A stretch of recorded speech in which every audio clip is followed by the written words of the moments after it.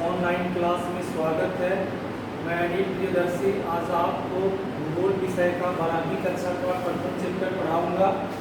इसका शीर्षक है मानव भूगोल प्रकृति एवं विषय क्षेत्र। तो इस चैप्टर को हम 5 यूनिट में बांटते हैं। सबसे पहले हम उसका इंट्रोडक्शन देखेंगे, उसके बाद उसकी प्रकृति देखेंगे, फिर उसकी विचारधाराएँ क्या क्या है, उसके बाद मानव भूगोल का क्या विषय क्षेत्र है और उसका उप क्षेत्र क्या है उसके बारे में अध्ययन करेंगे। और भूगोल, मानव भूगोल का इतिहास जो समय के गलियारों से अभी तक किस तरह से पहुंचा है उसके बारे में हम विस्तृत अध्ययन करेंगे। तो सबसे पहले मानव भूगोल का एक सामान्य परिभाषा को जानने का प्रयास करेंगे कि मानव भूगोल आखिर क्या है। जैसा कि पहले आप लोग पढ़ चुके होंगे क्लास 11th में भौतिक भूगोल। भूगोल की दो महत्वपूर्ण शाखाएं हैं, भौतिक भूगोल और मानव भूगोल। भौतिक भूगोल का आप लोग 11वीं कक्षा में पढ़ चुके हैं। यहाँ हम लोग 12वीं कक्षा में मानव भूगोल के बारे में अध्ययन करेंगे। मानव भूगोल भूगोल की एक महत्वपूर्ण शाखा है जिसके तहत मानव जनसंख्या का वितरण, उसका वितरण के साथ साथ मानव भूगोल का वितरण के साथ साथ विभिन्न मानवीय क्रियाकलापों, परिवहन, संचार, व्यापार एवं मानव वस्तुओं का अध्ययन किया जाता है। मानव भूगोल में मानव एवं प्रकृति के बीच जो अनुनाशय संबंध है उसका भी अध्ययन हम लोग करते हैं। लेकिन कुछ विद्वानों के अनुसार मानव भूगोल को कुछ परिभाषा के द्वारा उन्होंने अपना विचार प्रकट किया है, जिसमें पहला नाम आता है मानव भूगोल को परिभाषित करने फ्रेडरिक रेटजेल का। फ्रेडरिक रेटजेल को मानव भूगोल का जनक कहा जाता है। उन्होंने अपनी पुस्तक एंथ्रोपोजियोग्राफिया में मानव भूगोल को परिभाषित करते हुए कहा है कि मानव भूगोल मानव समाज और पृथ्वी तल के बीच संबंधों को संश्लिष्ट अध्ययन है। और उन्होंने अपनी पुस्तक में मानव केंद्रित विचारधारा को स्थापित करने का काम किया है और इस क्रांतिकारी घटना के कारण ही फ्रेडरिक रेटजेल को मानव भूगोल का जनक कहा जाता है। अब हम देखेंगे दूसरे महत्वपूर्ण भूगोलवेत्ता कुमारी एलन चर्चिल सेम्पल है, जो कि रेटजेल की शिष्या है। इन्होंने भी मानव भूगोल को अपने तरीके से परिभाषित करने का काम किया है और इनका परिभाषा भी बहुत हद तक मानव भूगोल की विषय वस्तु को स्पष्ट करता है। इनके शब्दों में मानव भूगोल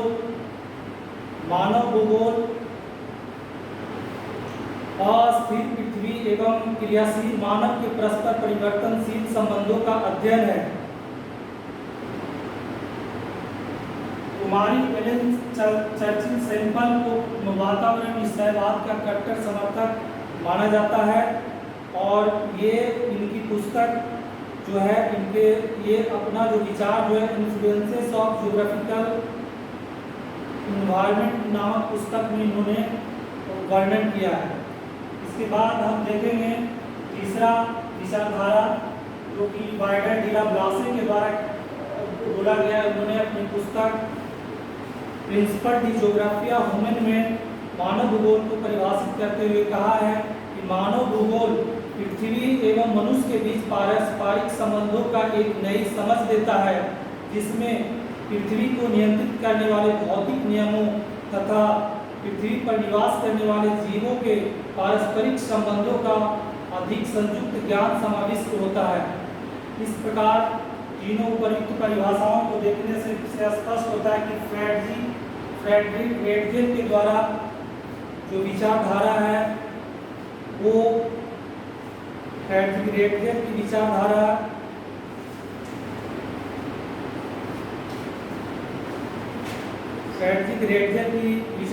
समन्वय के दृष्टिकोण को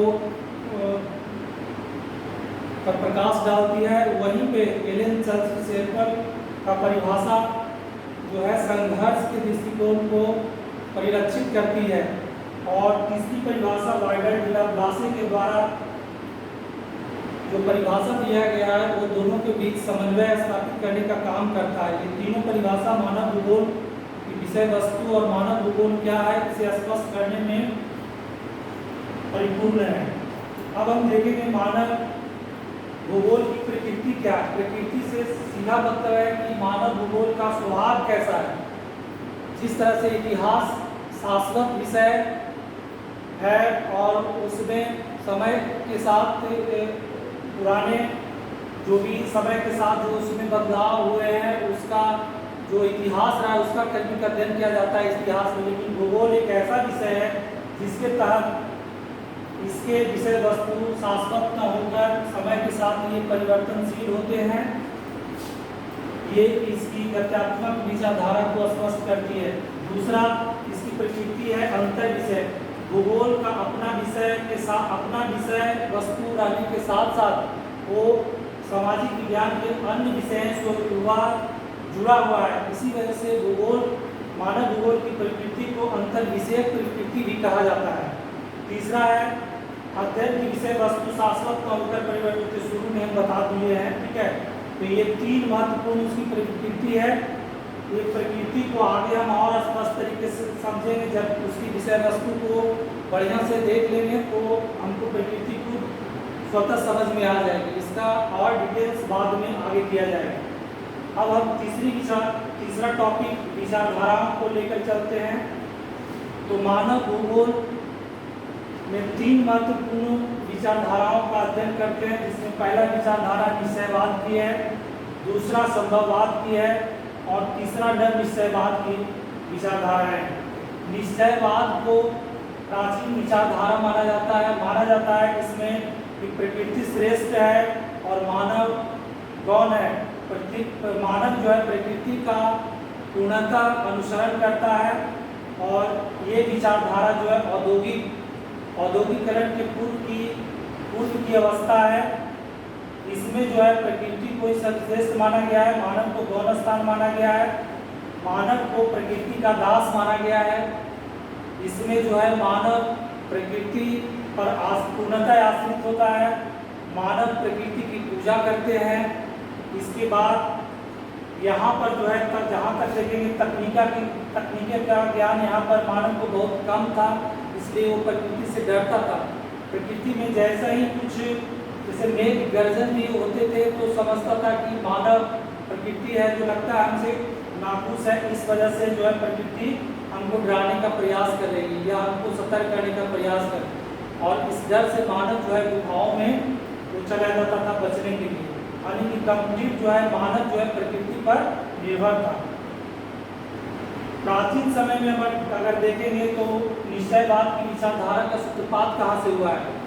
तो एक यूनानी ज्योग्राफर है हिप्पोक्रेटस, जिनको की फादर ऑफ मेडिसिन भी कहा जाता है। हिप्पोक्रेटस की पुस्तक एयर वाटर एंड प्लेसेस, वायु जल और निवास स्थान, वायु जल और निवास में उन्होंने जलवायु की महत्ता को प्रदर्शित करते हुए उन्होंने स्पष्ट किया है कि उष्णकटिबंधीय में रहने वाले लोग, खास करके एशिया के रहने वाले लोग जो है वहाँ के लोग पर जलवायु का प्रभाव पड़ने के कारण वहाँ के लोग जो है आलसी और नीरस हैं, प्रवृत्ति के हैं।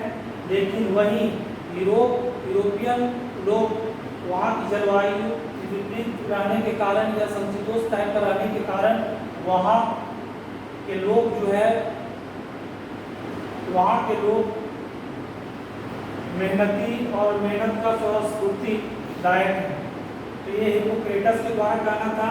आगे हम देखेंगे कि ये प्राचीन निश्चयवाद के समर्थक थे हिप्पोक्रेटस। सर्वप्रथम सूत्रपात हिप्पोक्रेटस ने किया, लेकिन बाद में जैसा कि जानते हैं कि भूगोल में शास्त्रीय काल जो 300 AD से 600 BC तक का चलता है, प्रथम फेज जिसमें भूगोल का पूर्णतः विकास होता है। तो उसमें उसके बाद जो है फिर 600 AD के बाद जो है एक अंधकार युग आ जाता है 1200 ईस्वी तक। उसके बाद जो है बाद में धीरे धीरे भूगोल का विकास होता है और 18वीं शताब्दी में दो महत्वपूर्ण भूगोलवेत्ता थे, हमबोल्ट और रीटर, जिन्होंने संकल्पना के मानव निश्चयवाद को एक संकल्पना के रूप में प्रस्तुत करने का काम किया। हम्बोल्ट और रिक्टर दोनों मिलकर जो प्रकृति निश्चयवाद के समर्थक हैं और इन्होंने संकल्पना के रूप में निश्चयवाद को प्रस्तुत किया। इसलिए निश्चयवाद संकल्पना को आधुनिक समय में प्रवर्तक जो है हम्बोल्ट और रिक्टर को बोला जाता है। वही अब अगर हम दूसरी विचारधारा को देखते हैं संभववाद, तो संभववाद की विचारधारा जस्ट इसका उल्टा है। ये इसमें है जो प्रकृति श्रेष्ठ है और मानव गौण है, लेकिन संभववाद में है जो मानव श्रेष्ठ है और प्रकृति गौण है। इसमें मानव के बारे में बोला गया, मानव के सामने प्रकृति विभिन्न तरह के च्वाइस देता है और मानव के ऊपर निर्भर करता है कि उस च्वाइस का कितना उपयोग करे या ना करे। मानव यहाँ पर अपनी श्रेष्ठता को प्रदर्शित करने के लिए उन्होंने कई एक अपने उदाहरणों के द्वारा स्पष्ट किया है। मानव भूगोल वर्तमान संभववाद के उदाहरण के रूप में हम कई एक उदाहरण को हम देखते हैं। मानव भूगोल जैसे आज मानव जो है वायुयान का, जैसे मानव आज जो है वायुयान का आविष्कार कर वह हवा में अनंत का ऊंचाइयों तक जा सकता है। उसी तरह से जलपोत का निर्माण कर वह समुद्र की गहराइयों तक भी वह जा सकता है। उसी प्रकार मानव जो कुछ अजूबे काम है वो भी कर दिखाए हैं। अंतरिक्ष में जाना, कृत्रिम उपग्रहों के अंतरिक्ष में छोड़ना, बड़े बड़े पुलों का नदियों पर निर्माण करना, ये सब दुष्कर काम भी मानव आज कर लिए हैं। इसकी वजह से कहा जाता है कि मानव जो है प्रकृति का दोहन भी कर सकता है। ये मानव के ऊपर निर्भर करता है। और ये संभववाद की विचारधारा जो है मानव में तकनीकी ज्ञान को के आने से या संभववाद की विचारधारा को ज़्यादा बल मिला है। इसके बाद हम देखेंगे नव निश्चयवाद की संकल्पना। नव निश्चयवाद की संकल्पना जो है निश्चयवाद और संभववाद दोनों विचारधाराओं को समन्वय करने का काम करता है। ये दोनों के बीच का मार्ग प्रदर्शित करने का काम करता है, मध्यम मार्ग का अनुसरण करता है। ये निश्चयवाद और संभववाद दोनों के अति विचारधाराओं को सिरे से निकालता है और दोनों में समन्वय स्थापित करने का काम करता है। नव निश्चयवाद के समर्थक के रूप में ग्रिफिथ टेलर का नाम आता है। यहाँ पर हम एक चीज़ और भी जानकारी देना चाहेंगे कि संभववाद शब्द का इस्तेमाल सर्वप्रथम लुसियन फेब्रे के द्वारा किया गया था और संभववाद को संकल्पना के रूप में लाने का प्रयास सर्वप्रथम वाइडर डीला ब्लासे जो फ्रांसीसी ज्योग्राफर हैं उनके द्वारा किया गया। वही निश्चयवाद की संकल्पना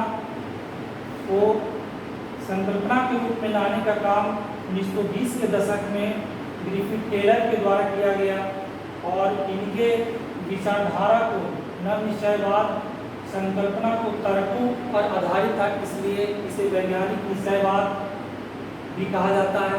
वैज्ञानिक निश्चयवाद के साथ साथ इसे आधुनिक निश्चयवाद भी कहा जाता है और ये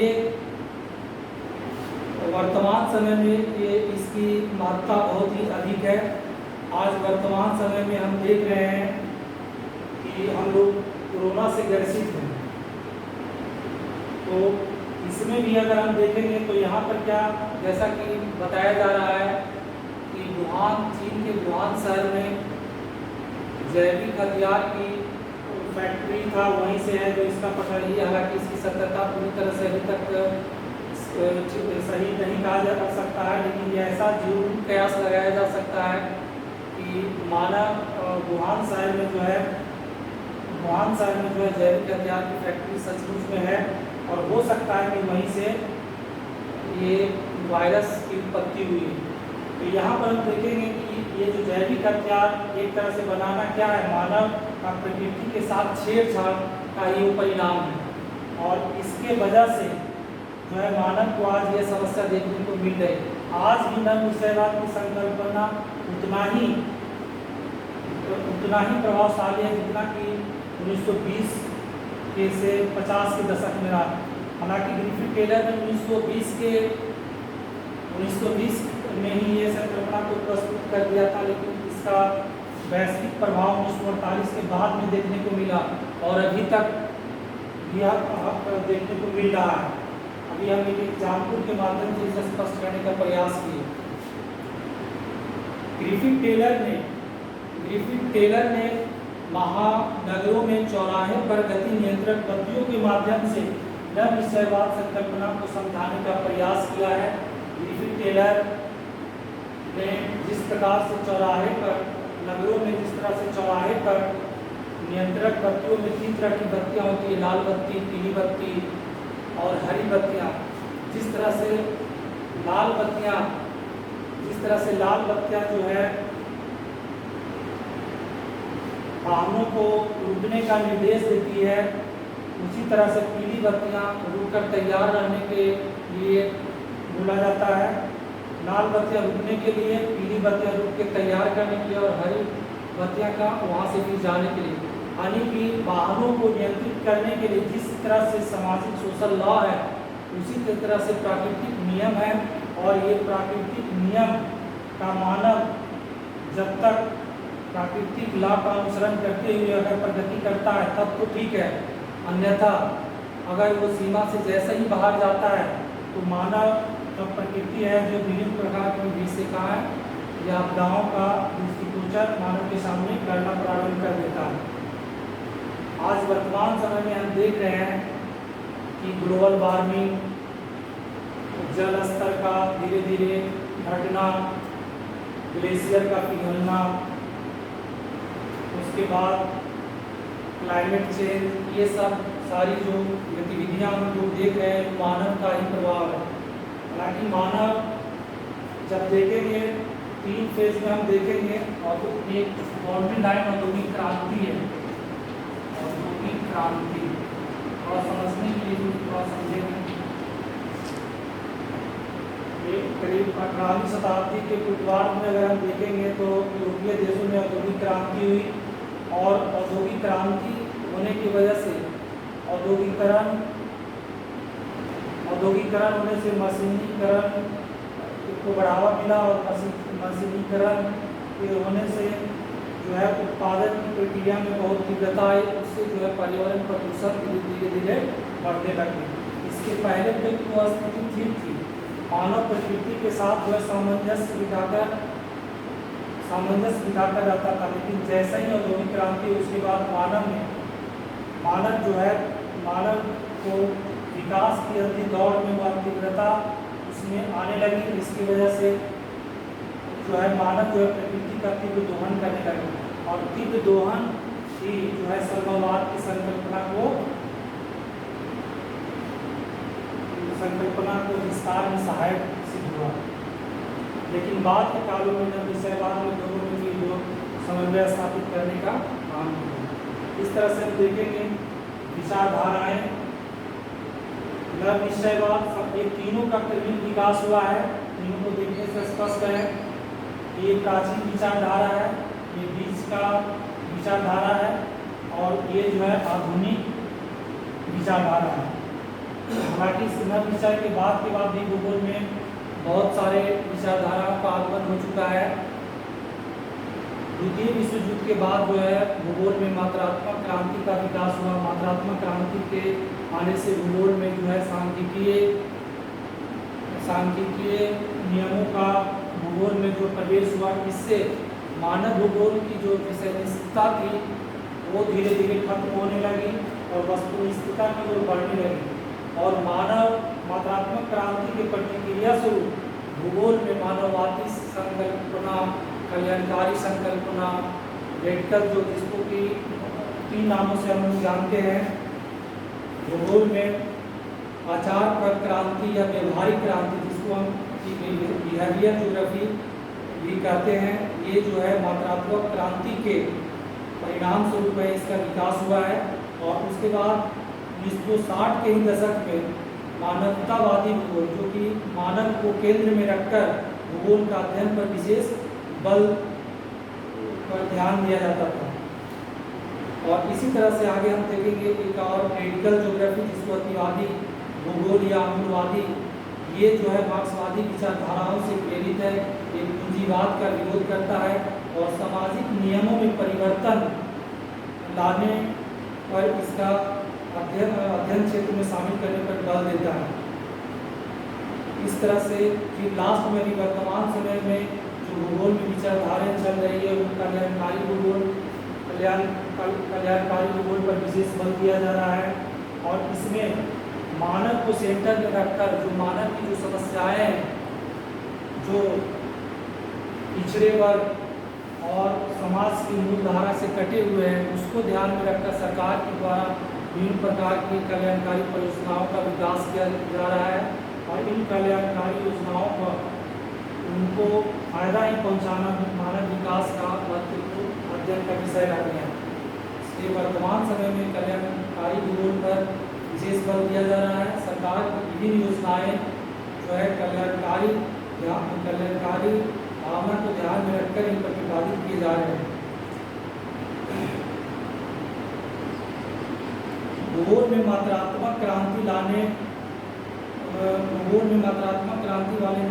वाले भूगोलविद थे जे.के. जित। उसी तरह से बिहेवियर ज्योग्राफी भूगोल में लाने वाले वुडवर्ड और पेटर थे और क्रांतिकारी या अतिवादी इसको भूगोल में लाने में जे.आर.पी. का महत्वपूर्ण योगदान रहा है। उसी तरह से भूगोल में मानवतावादी भूगोल की संकल्पना जो है ट्वान महोदय के द्वारा दिया गया है और कल्याणकारी भूगोल की संकल्पना डी.एम. स्मिथ और नॉक्स के द्वारा प्रस्तुत की गई है। इस तरह से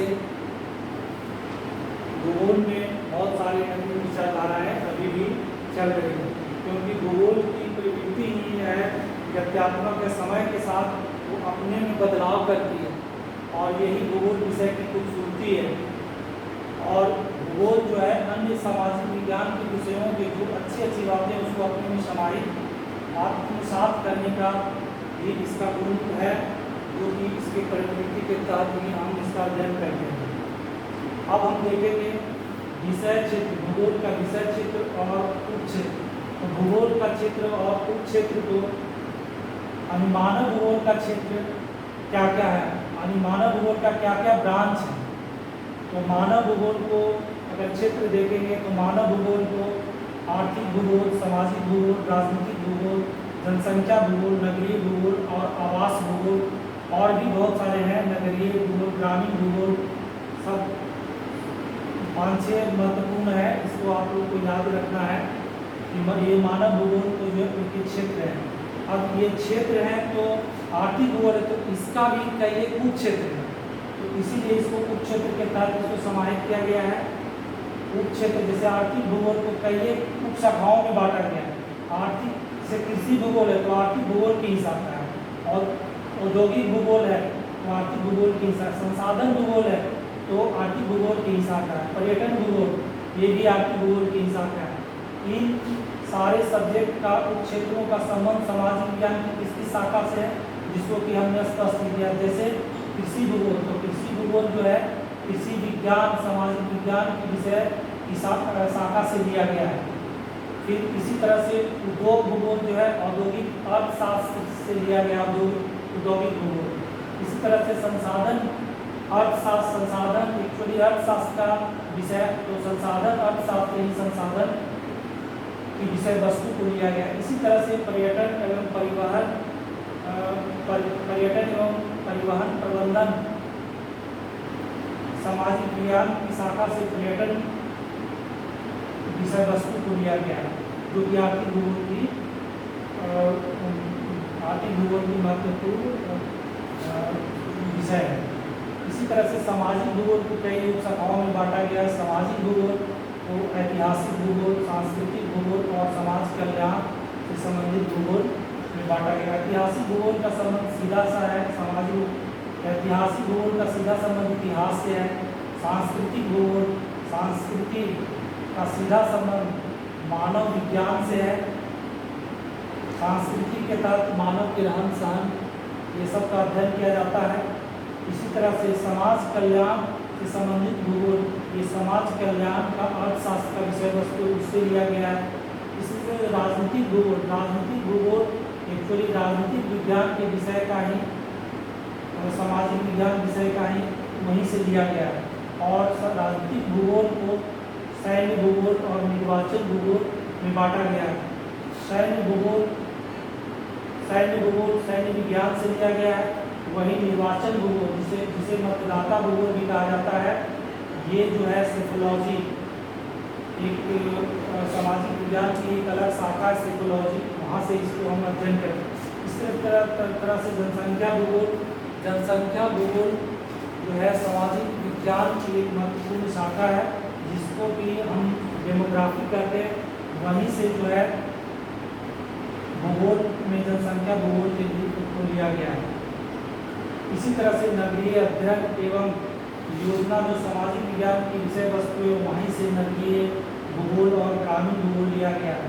उसी तरह से आवास भूगोल जो है ग्रामीण नगरीय ग्रामीण नियोजन से बस्ती या आवास, मानव जहाँ पे रहता है उसे बस्ती कहा जाता है या आवास कहा जाता है। तो ये जो है नगरीय ग्रामीण नियोजन विषय वस्तु है, वहीं से लिया गया है। तो ये कुछ नहीं है, इसका सीधा सब क्षेत्र और उपक्षेत्र का भूगोल को कौन कौन सा खंडों में बांटा गया है। मानव भूगोल में मानव भूगोल को कौन कौन का उसका स्टडी का कौन कौन सा एरिया है, तो ये सब आपको ध्यान में रखना है। और फिर इसका ब्रांच को याद रखना और सामाजिक विज्ञान कहाँ से संबंधित। तो 3 खंडों में इसको इसीलिए टेबल बना दिया गया ताकि समझने में सहूलियत हो। इसी तरह से अब हम आते हैं समय के गलियारों में मानव भूगोल और मानव भूगोल का इतिहास। यहाँ तक बच्चों आप लोग समझ गए होंगे। अब हम समय के गलियारों में मानव भूगोल और मानव भूगोल का इतिहास के बारे में बताएं। यहाँ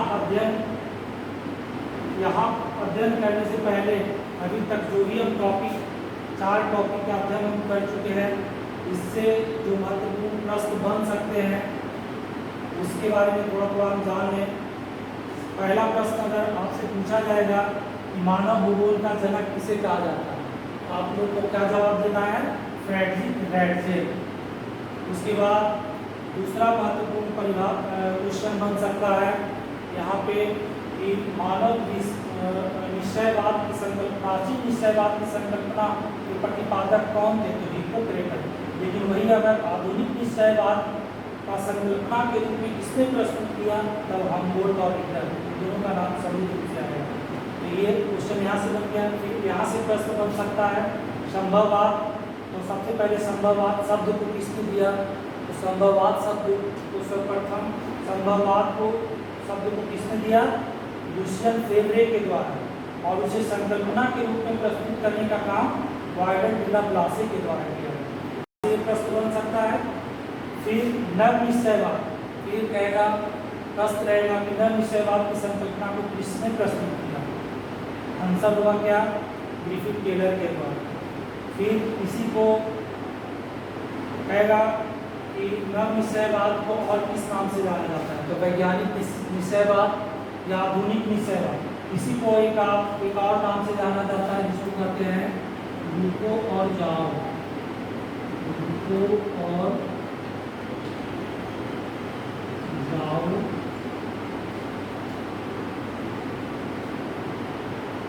संकल्पना। ये रुको और जाओ जस्ट जो अभी हम उदाहरण दिए कि जिस तरह से नगरीय क्षेत्रों में चौराहे पर किस तरह से नियंत्रण बत्तियों के द्वारा भीड़ को नियंत्रित किया जाता है, उसी तरह से मानव विकास की जो अंधी दौड़ है उसको रोकने के लिए प्रकृति के संकेतों को समझना पड़ेगा। और मानव का विकास जो है उसी के हिसाब से प्रकृति के नियमों का अनुसरण करके, जिस तरह से वहाँ सोशल लॉ काम कर रहा था, यहाँ पर नेचुरल लॉ का अनुसरण करते हुए मानव अपनी विकास को आगे बढ़ा सकता है। यही इसीलिए इस संकल्पना को रुको और जाओ संकल्पना भी हम कहते हैं। ये फिर कहेगा कि कौन सा संकल्पना जो है निश्चयवाद और संभववाद में समन्वय स्थापित करने का काम करता है, और नव निश्चयवाद के समय। और ये हो सकता है कि नव निश्चयवाद की संकल्पना किसने प्रस्तुत किया? Griffith Taylor. कब? 1920 के दशक में। ठीक है, ये सब प्रश्न यहाँ से रह सकता है।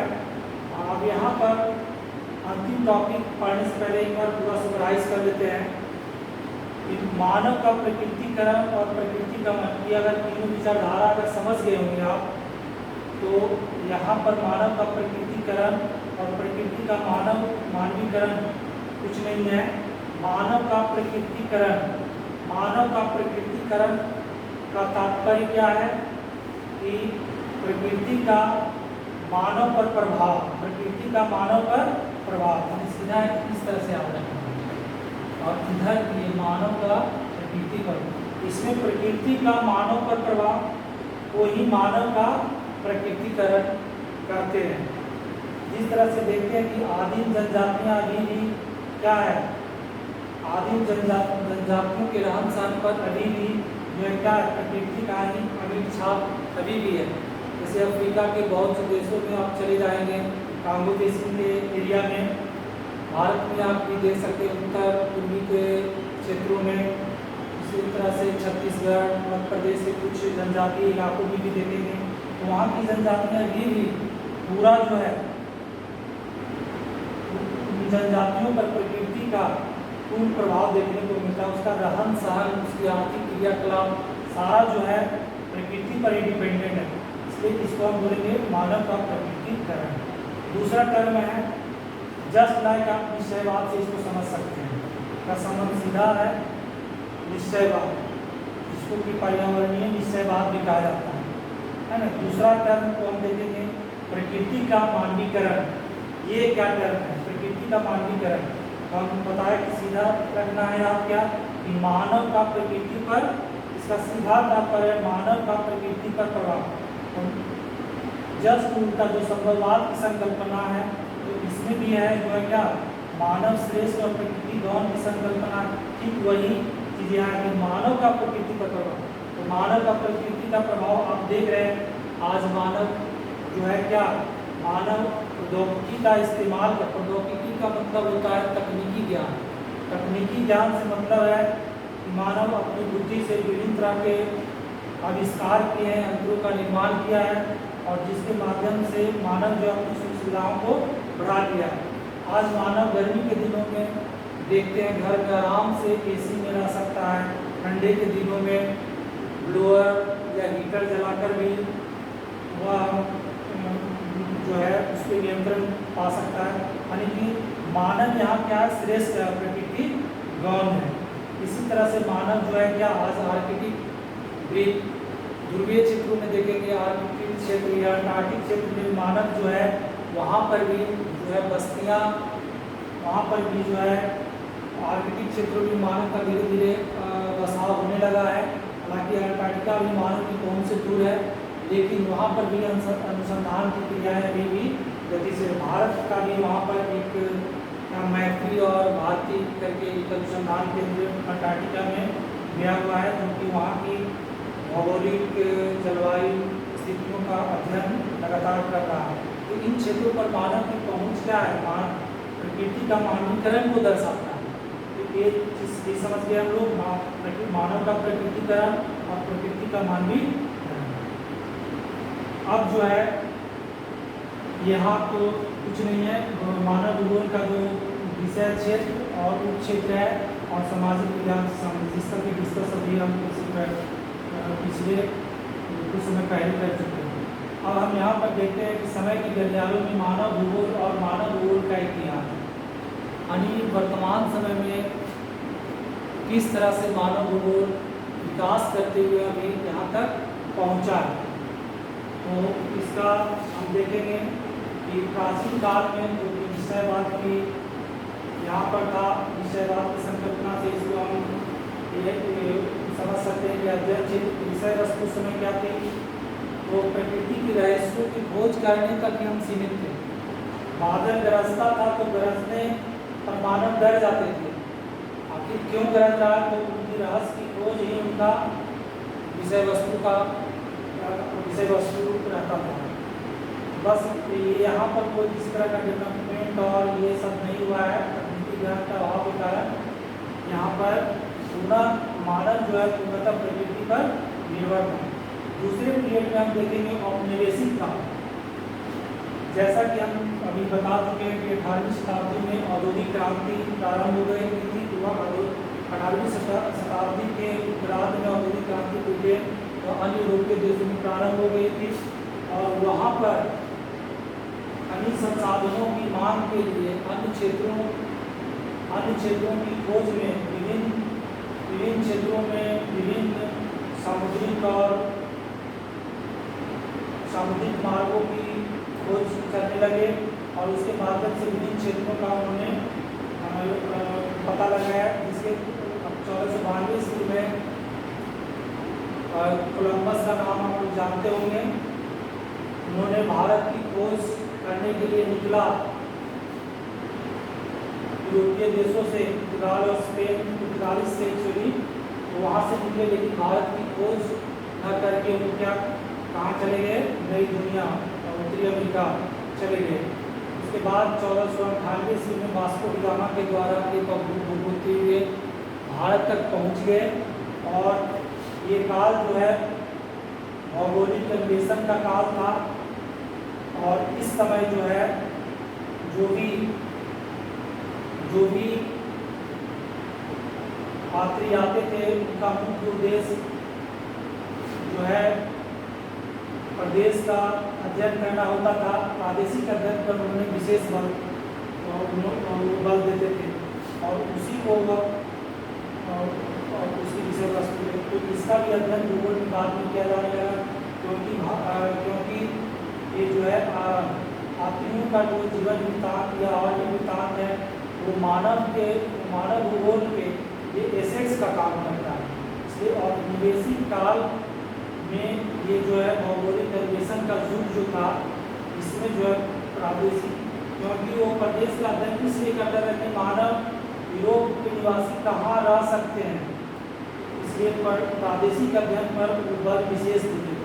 लेकिन बाद में फिर जो है द्वितीय विश्व युद्ध के बाद द्वितीय विश्व युद्ध का काल आया, 1914 प्रथम विश्व युद्ध और फिर 1939 में द्वितीय विश्व युद्ध के काल के दरमियान में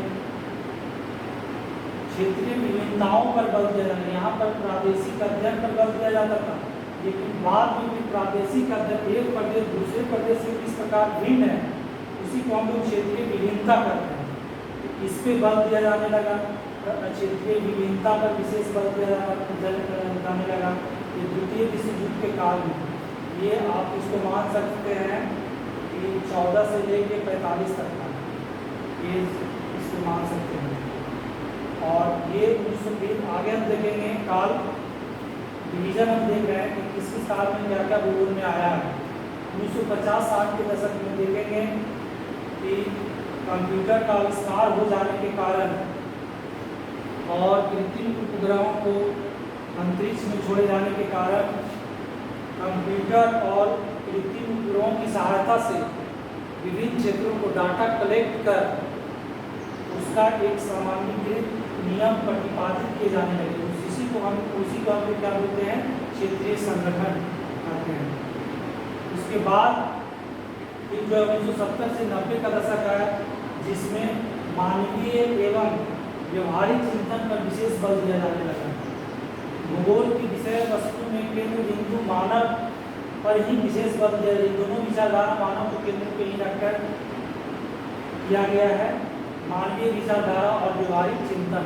अभी इसके पहले हम बता चुके थे इस तरह से जो है मात्रात्मक क्रांति आने के बाद, द्वितीय विश्व युद्ध के बाद मात्रात्मक क्रांति आने के बाद जो है उसके प्रतिक्रिया स्वरूप जो है मानवीय भूगोल और व्यवहारिक भूगोल को बढ़ावा दिया गया।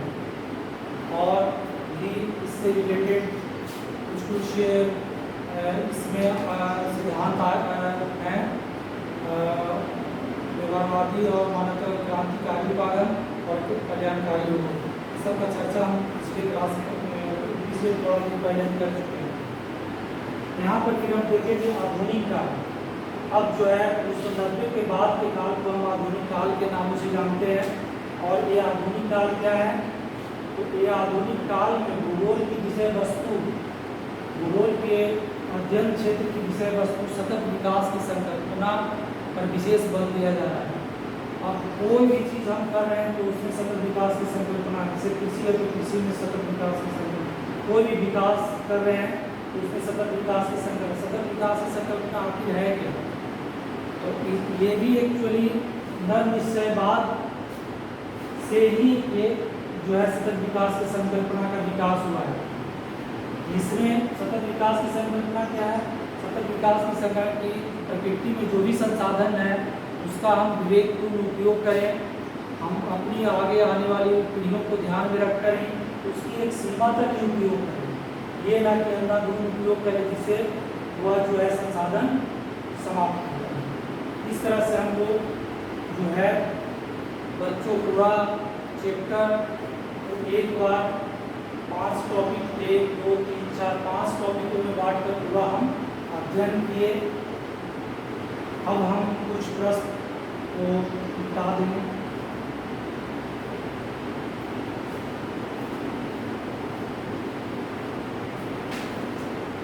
आगे हो गया सर क्लास?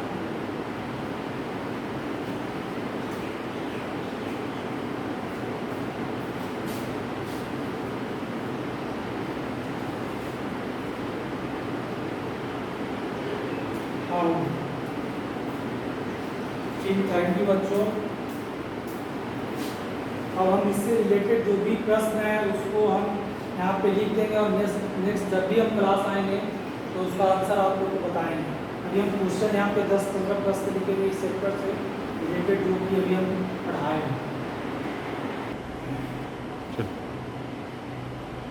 तो बच्चों अभी तक जो भी हम थ्योरी पार्ट पढ़े हैं तो उससे रिलेटेड जो भी प्रश्न संभावित प्रश्न है उसको हम एक एक करके देखेंगे और आपको थोड़ा सा हम कुछ समय लेंगे और उस दरमियान आपको आंसर खुद को बताना है और सेल्फ एवोल्यूशन करना है। आपको कितना हम बता पा रहे हैं, बीच बीच में क्वेश्चन के बाद थोड़ा सा हम पॉज लेंगे, उस दरमियान ही जो है आप अपने आंसर को सोच कर रखेंगे। पहला क्वेश्चन है कि मानव भूगोल का जनक किसे कहा जाता है? मानव भूगोल का जनक किसे कहा जाता है? अभी थोड़ा देर पहले ही हम बताए हैं। इसका आंसर क्या होना चाहिए?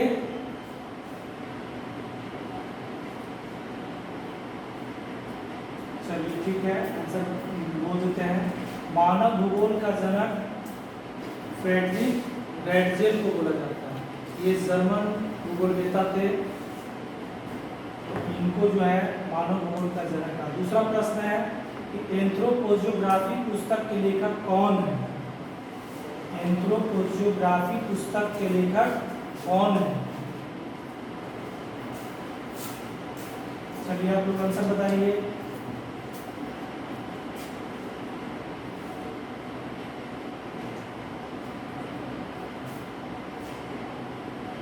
चलिए इसका भी सुन लीजिए आप लोग आंसर।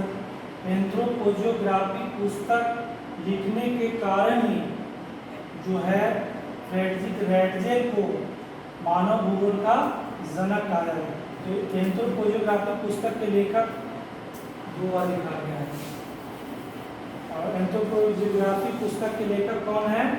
फ्रेडरिक रैटजेल। तीसरा प्रश्न है कि आधुनिक काल में, आधुनिक काल भूगोल में आधुनिक काल से मतलब 18वीं शताब्दी बाद के काल को कहा जाता है।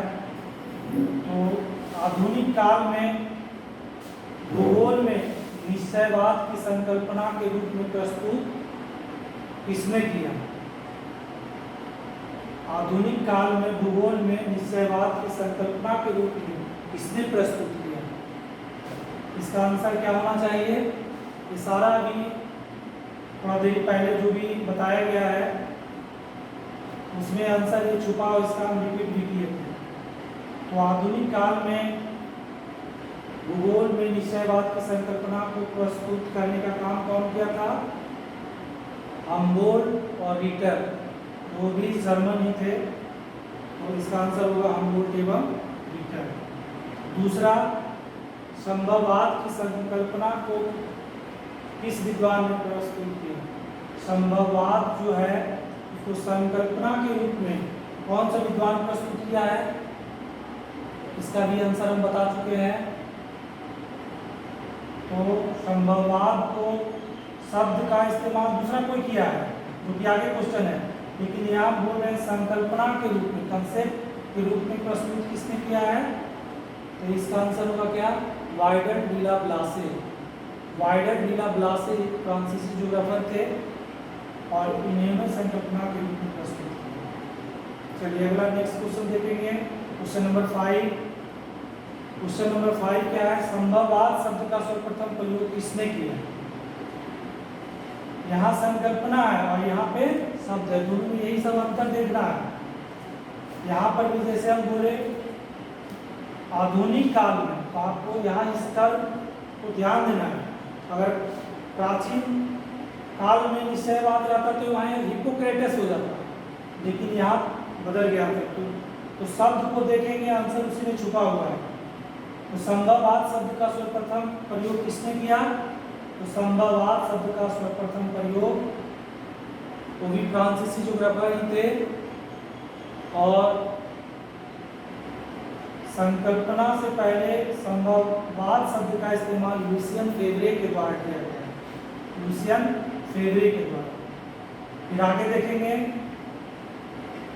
कि भूगोल की एक जो महत्वपूर्ण विचारधारा है जिसके बारे में भी हम अध्ययन किए, नव निश्चयवाद की संकल्पना को किसने प्रस्तुत किया? भूगोल में नव निश्चयवाद की संकल्पना को किसने प्रस्तुत किया? तो भूगोल में निश्चयवाद की संकल्पना को किसने प्रस्तुत किया? जिसको कि हम आधुनिक निश्चयवाद या वैज्ञानिक निश्चयवाद, रूपो जाओ निश्चयवाद, कई नाम से जानते हैं। यही संकल्पना को प्रस्तुत किसने किया था? ग्रिफिथ टेलर, जो कि ऑस्ट्रेलियन है, ऑस्ट्रेलियन ज्योग्राफर है। तो 1920 के दशक की आगे नेक्स्ट क्वेश्चन, डेमोग्राफी। डेमोग्राफी के तहत मानव भूगोल की किस शाखा का अध्ययन किया जाता है? तो डेमोग्राफी के तहत मानव भूगोल की किस शाखा का अध्ययन किया जाता है? सिंपल है, इसका जब हम पढ़ा रहे थे मानव भूगोल का क्षेत्र और विषय क्षेत्र, तो वहाँ पर ये टर्म आया था डेमोग्राफी। आपको हिंट से पकड़िए, डेमोग्राफी शब्द का इस्तेमाल सर्वप्रथम, डेमोग्राफी जो है मानव भूगोल की किस शाखा के तहत अध्ययन किया जाता है? जनसंख्या भूगोल के तहत किया जाता है। चलिए नेक्स्ट क्वेश्चन, ये विचारधारा से ही रिलेटेड प्रश्न है आगे, क्योंकि इस चैप्टर का मूल वही है विचारधारा। तो विचारधारा से रिलेटेड जो भी प्रश्न है उसी से रिलेटेड हम क्वेश्चन किए हैं। तो नेक्स्ट क्वेश्चन मेरा है, 8 क्वेश्चन है, प्रकृति श्रेष्ठ है मानव गौण है। प्रकृति श्रेष्ठ है मानव गौण है, इस विचारधारा का मूल सारांश है। पूरा निचोड़ जो है प्रकृति श्रेष्ठ और मानव गौण किस विचारधारा का मूल सारांश है? तो इसका आंसर क्या होना चाहिए? अभी थोड़ा देर पहले हम जब विचारधारा पढ़ा रहे थे, निश्चयवाद, संभववाद और नव निश्चयवाद, उसी के तहत ये टर्म वहीं से हम लिए हैं, यहीं से क्वेश्चन हम बनाए हैं। तो प्रकृति श्रेष्ठ और मानव गौण किस विचारधारा का मूल सारांश है? तो इसका आंसर होना चाहिए निश्चयवाद होगा। आंसर होगा क्या? निश्चयवाद।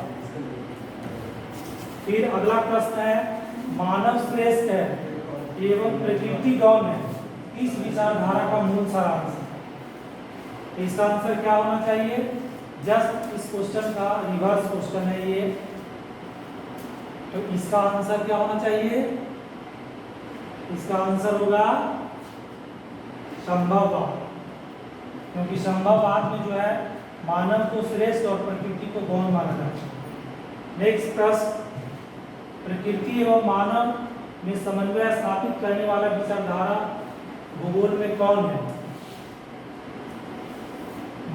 प्रकृति एवं मानव में समन्वय स्थापित करने वाला विचारधारा भूगोल में कौन है?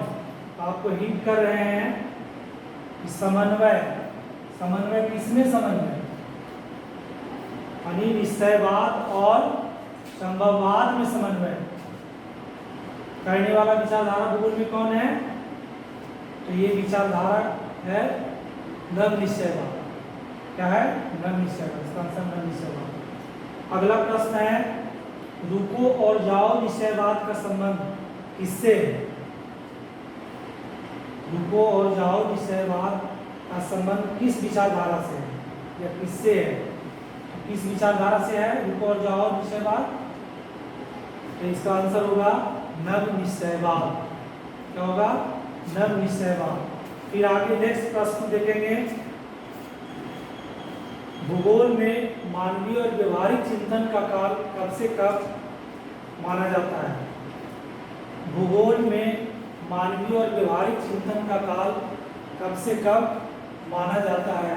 तो जब पढ़ा रहे थे टॉपिक मानव भूगोल का इतिहास, तो उसके तहत हम कई विचारधाराओं को प्रस्तुत किए थे और उसमें से एक विचारधारा थी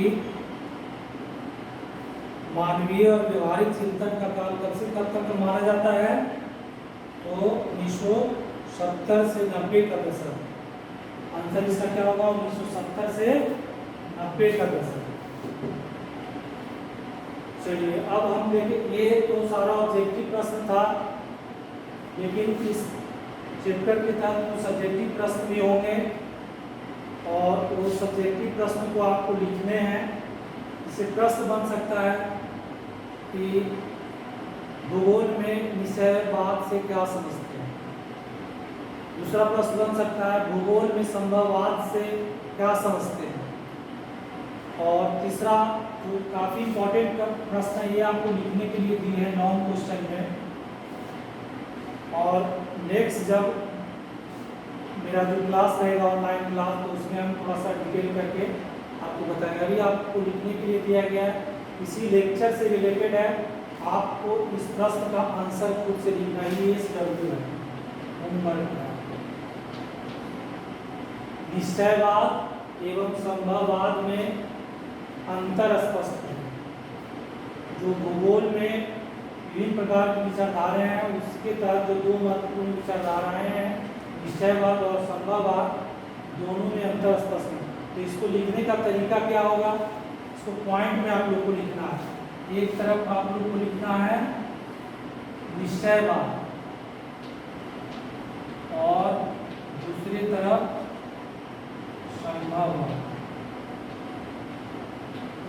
और इसको पॉइंट में लिखते जाएंगे। एक नंबर इसका, एक नंबर इसका, दो नंबर इसका, दो नंबर, ऐसे करके 3-4 पॉइंट बन सकते हैं। सबसे पहले तो इसका जो मूल सार है वो चीज़ लिख दीजिएगा यहाँ पे। यहाँ भी इसका मूल सार इसका।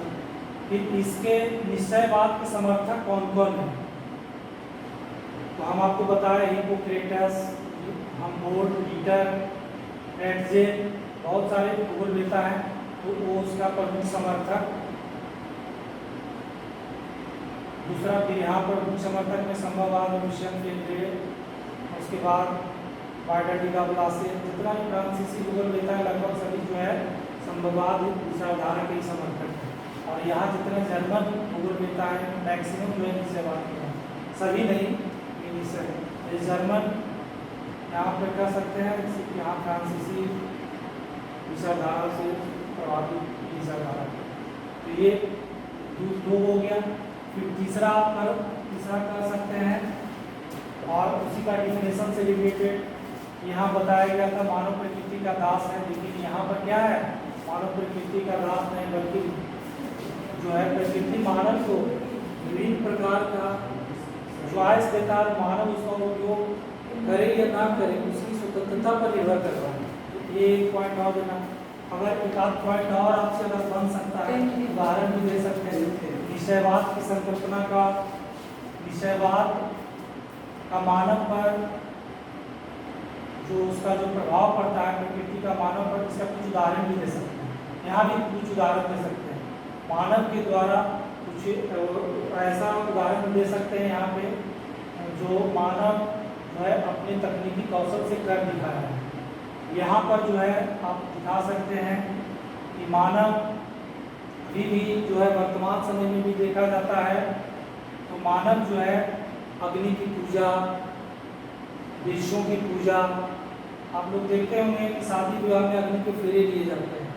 सनातन धर्म में जो है अग्नि की पूजा करते हैं।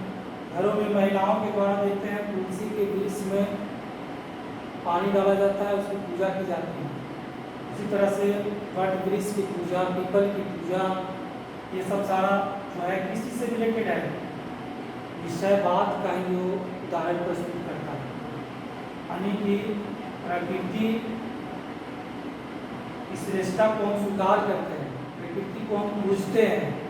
तो ये जो है विचारधारा जो है क्या है, विषयवाद। यहाँ पर तकनीकी का क्या था, ज्ञान कम था, लेकिन यहाँ पर तकनीकी का ज्ञान ज़्यादा होता है।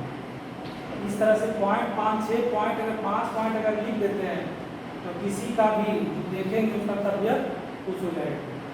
पॉइंट में अगर लिखा, एक लिखने का 2 तरीका होता है, एक होता है विषयवाद लिखे और उसका पूरा लिखते चले गए।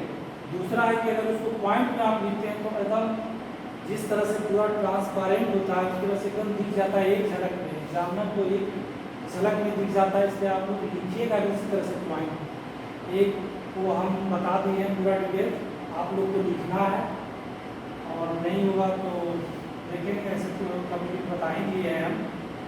लिख के लाना तो लिखना संभव नहीं है ना, हमारी कुछ पद्धताएँ हैं वैसे हम इसको लिख नहीं पाएंगे। और आपको वीडियो रिकॉर्डिंग को फिर से दोबारा रिटेक कर करके वीडियो के पॉज करते हुए पॉइंट्स को रखते हुए लिखते चले जाएंगे। इसी तरह से क्वेश्चन और भी बन सकते हैं। लॉन्ग क्वेश्चन में आपको जैसे 3 क्वेश्चन बताए, विषयवाद से रह सकता है, संभववाद से रह सकता है, दोनों में अंतर से रह सकता है। तीसरा रह सकता है भूगोल का क्षेत्र। लॉन्ग क्वेश्चन में और प्रश्न आपको रह सकते हैं कि भूगोल का क्षेत्र और उप क्षेत्र का वर्णन करें, ये भी रह सकता है। तो 2-3 नंबर का रहेगा, ज़्यादा नहीं रहेगा। उसी तरह से मानव भूगोल की प्रकृति क्या है, तो इसके भी थोड़ा सा प्रकृति हमको लगता है आप समझ गए होंगे। आप मानव भूगोल की प्रकृति क्या है, तो ये क्या है, परिवर्तनशील विषय है, अंतर विषयक विषय है ना, समय के साथ अपने को एडजस्ट कर लेता है। और जैसे आज से बहुत पहले जो है क्लाइमेटिक चेंज भूगोल का बहुत बड़ा विषय वस्तु नहीं था, लेकिन अभी जो है देखते हैं कि क्लाइमेटिक चेंज पर हर एक साल जो है कॉप का सम्मेलन होता है। पहले इस तरह से नहीं हुआ करता, लेकिन क्लाइमेट चेंज का इसका प्रभाव धीरे धीरे बढ़ रहा है। इसी तरह से विभिन्न प्रकार की प्राकृतिक आपदाएँ बढ़ रही। तो ये मानव भूगोल की प्रकृति ऐसी है कि सभी चीज़ों को अपने में समाहित कर लेता है। तो ये अंतर विषयक विषय है, अन्य विषयों से कैसे सामाजिक विज्ञान के विषय के अंतर संबंधित है, जो कि एक टेबल के माध्यम से आपको दिखाने का प्रयास किए। तो समझो वहाँ पे प्रकृति भी स्पष्ट दिख रहा है। और दूसरी प्रकृति है कि समय के साथ इस तरह से भूगोल में परिवर्तन हुआ है, जो कि एक चार्ट के माध्यम से उसको दिखाने का प्रयास किए कि किस तरह से काल के परिवर्तन के साथ साथ जो मानव की विषय वस्तु में गतिशीलता आई है। तो ये भी प्रकृति को ही परिलक्षित करता है। और विषय क्षेत्र तो खैर सिंपल है ना, और लेकिन टॉपिक आपको पढ़ना है जिस टॉपिक में लिखा हुआ है मानव भूगोल प्रकृति और विषय क्षेत्र, लेकिन उसके अंदर का ही चीज़ जो है उसके तहत उपागम है। मानव का प्रकृतिकरण, प्रकृति का मानवीकरण और समय के गलियारों में मानव भूगोल से सारा इसी का, इसीलिए हम सर्वप्रथम पढ़ाने से पहले फास्ट डिवीज़न में बांट करके हम लोग आप लोग को स्टडी करवाएं। चलो बच्चों, तो इस तरह से आप